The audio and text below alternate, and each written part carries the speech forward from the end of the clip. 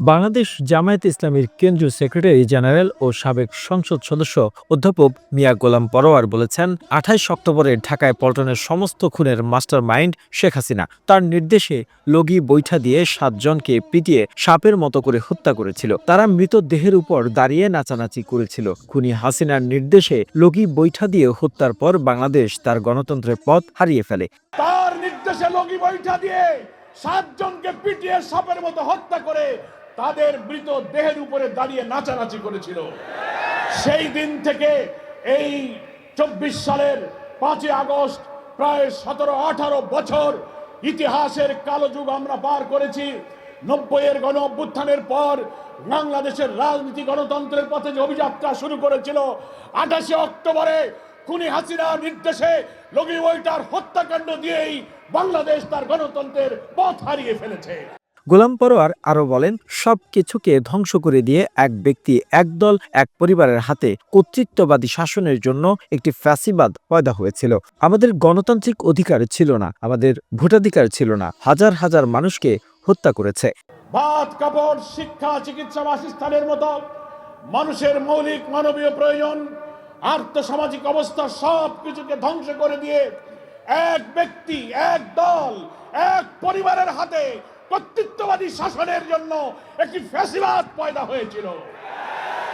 আমাদের গণতান্ত্রিক অধিকার ছিল না, আমাদের কোনো ভোটাধিকার ছিল না। ১৪, ১৮, ২৪ তিনটা জাতীয় নির্বাচনে আমরা ভোট দিতে পারি নাই। হাজার হাজার লোককে হত্যা করেছে, গ্রেফতার করেছে, ক্রস ফায়ারে দিয়েছে, আয়না ঘরে নিয়েছে, গুলি করে লাশ পুড়িয়ে ছাই করেছে।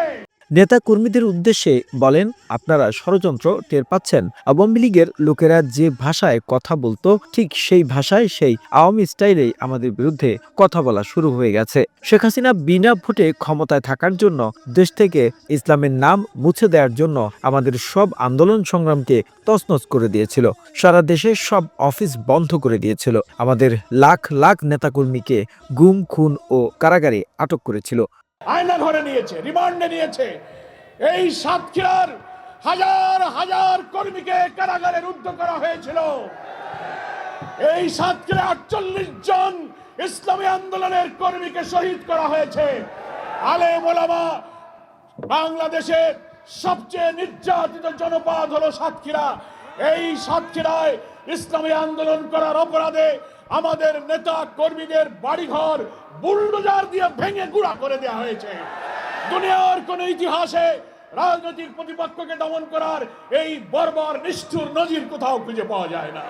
পাটকেলঘাটা ফুটবল ময়দানে তালা উপজেলা জামায়াতে ইসলামী বার্ষিক কর্মী সম্মেলনে উপজেলা জামায়াতের আমির মাওলানা মোহাম্মদ মফিদুল্লাহ সভাপতিত্বে বক্তব্য রাখেন কেন্দ্রীয় সাংগঠনিক সেক্রেটারি ও অঞ্চল পরিচালক মুহাদ্দিস আব্দুল খালেক, জামায়াতে ইসলামীর কেন্দ্রীয় নির্বাহী পরিষদ সদস্য অধ্যক্ষ মোহাম্মদ ইজ্জতুল্লাহ, সাতক্ষীরা জেলা জামায়াতের আমির উপাধ্যক্ষ শহীদুল ইসলাম মুকুল, জেলা নায়েবে আমির ডাক্তার শেখ মাহমুদুল হক সহ অনেকেই। বিশিষ্ট সংগঠক the news Bangladesh desk report. মঞ্চ উপবিষ্ট কেন্দ্রীয় গণপরিষদ।